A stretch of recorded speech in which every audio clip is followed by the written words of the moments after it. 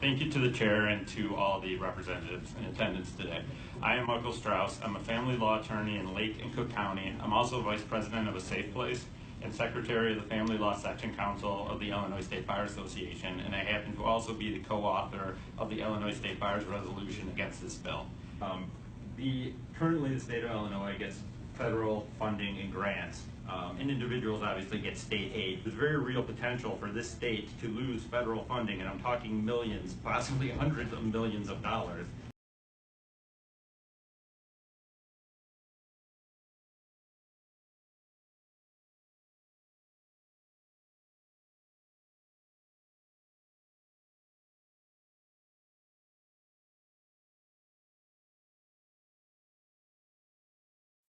Because it's going to take at least 2 hours to get to Harker Heights, 2 hours to come back. He's got a Hot Rod 2018 Corvette, though. You can haul ass on that thing. That's got a Corvette, yeah. Yeah, that's what I was saying. How do you feel? Absolutely. I wanted to throat punch both of them. And I didn't have a big enough ring. This one's too flat. So. Well, if you ever need to borrow my Aggie ring, go right ahead. Just you need to drop it in bleach or something before you get back. Seriously. I envisioned going, bing, there's a little noggin. Ugh. Y'all will make lots of money on this. Lots of money.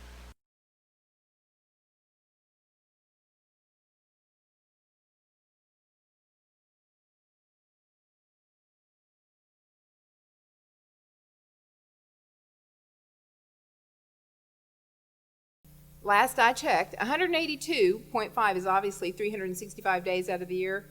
So 182, divide it in half, right? So obviously 200 is more than half of the days of the year. So people are seeing their children eyeball to eyeball time more than half of the days of the year under the standard possession order.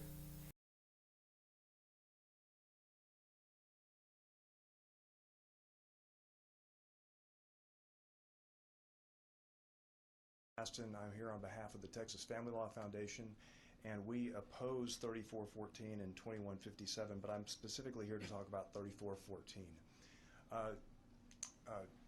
Members, I am also a parent.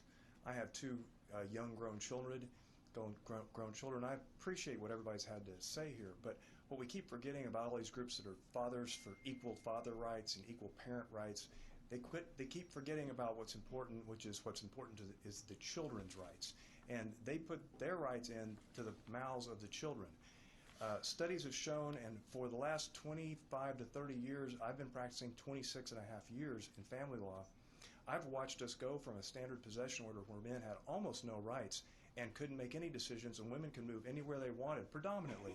And we have worked to give men and women more equal rights over time, getting to the standard possession order that we have today.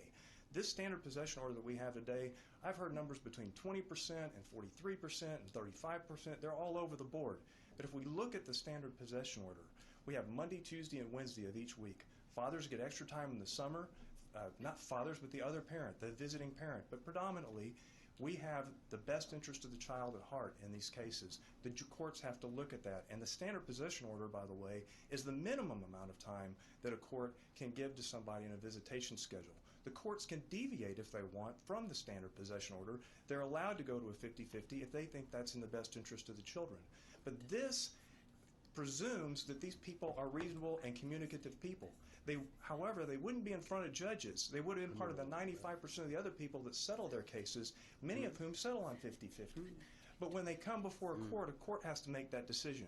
And they can't give them 50-50 most of the time, and there's a good reason for that. This statute has many, many, many problems, one of which shifts the burden of proof to the other parent, one of which sets out a possession schedule for a 2-2-5, which leaves the children in limbo, never knowing where they're going to be from one week to the next, because they don't know whether they're going to be somewhere on Monday, Tuesday, or Wednesday, Thursday. They don't know any of that. The standard possession order is only off by 1 day per week in general. I guess that's my time. We're opposed to it, and I'd be happy to answer any questions. Any questions for Mr. Haston? Ms. Klein, did you have a question? Yeah, so we're looking at the 2019 standard possession order, and it's 200, I believe, 84 overnights for the primary and 89 for the secondary. Oh, I didn't have any time to do any quick numbers on that. I was trying to listen to the gentleman that said that he had 80 overnights, but if there's 52 weeks in the year, and if a father or if a visiting parent gets first, third, and fifth weekends out of 52 weekends, half of that plus a few is going to be about 80 overnights by themselves, not counting the Friday nights that they also get, which would add to that, and not counting the 30 days in the summer that they additionally get. And also not counting the Thanksgiving, the spring break period, and the half of the Christmas period that they get, which are all equal periods of time for the parents. So Well, every other year, though.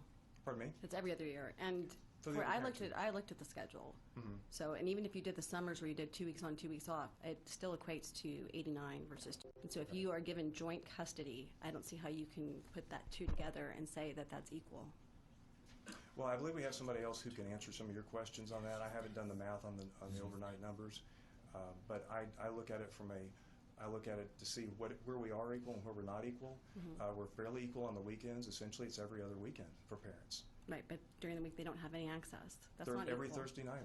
Every Thursday night. Wow, a Thursday? Yes. Well, that which leaves Monday, Tuesday, and Wednesday. If you move one day, then you're to 50%. Monday, Tuesday, and Wednesday the other parent gets, and the other parent gets 1, 3, 5. So, or no, 2, 4, right? They get 2, 4. So Essentially, primary yes. gets 2, 4, Yes. and every Monday, Tuesday, Wednesday, and the secondary gets 1, 3, 5, and Thursdays. Thursdays, yes. That's right. not equal, and that's not in the best interest of the child.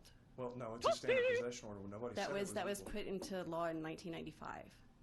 Well, we've been amending it since then to give additional overnights, which is the pick up from school after school on Thursdays and return to school Monday mornings, which gives overnight on Sunday nights. I just don't understand why anybody would want to be against this when it gives parents actual equal access to their children, and it puts it in the code to where that could actually be given. Because Well- when you go to court, if one parent can't afford to pay, then they're going to have to sign off to agreements that they may not want to, and then that child is going to suffer.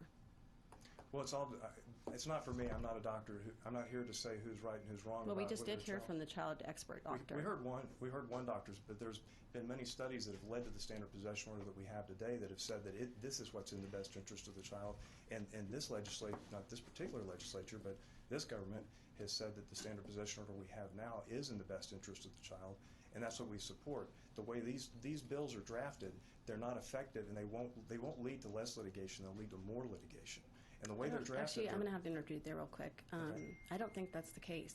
Because when you get divorced, you go and you fight over, like, you get the house, you get the car, and then once that's settled, they're done fighting over the possessions. You cannot go back and fight over your house and your retirement again.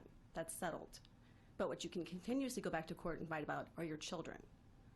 So if you are already given equal access to your children from the point when you get divorced, then why would you continue to fight? Well, because a lot of people don't believe that equal access to the children is in the best interest of the children. If you come from a county such as mine, Harris County, which is a very huge county, and you have parents living on one side of the county or on the other side of the county, or if you do what is predominantly done, which is the courts grant Harris County and contiguous counties, you can end up traipsing your kids all over town, sitting in the car for 2 hours per trip, which isn't fair to the children. We're not focusing on the children, we're I focusing agree on with the you with parents. that, but that's actually something that can be remedied as well, because you can say, hey, guess what? We live here in this school district, and so we're going to stay in the school district until the child graduates. That's right.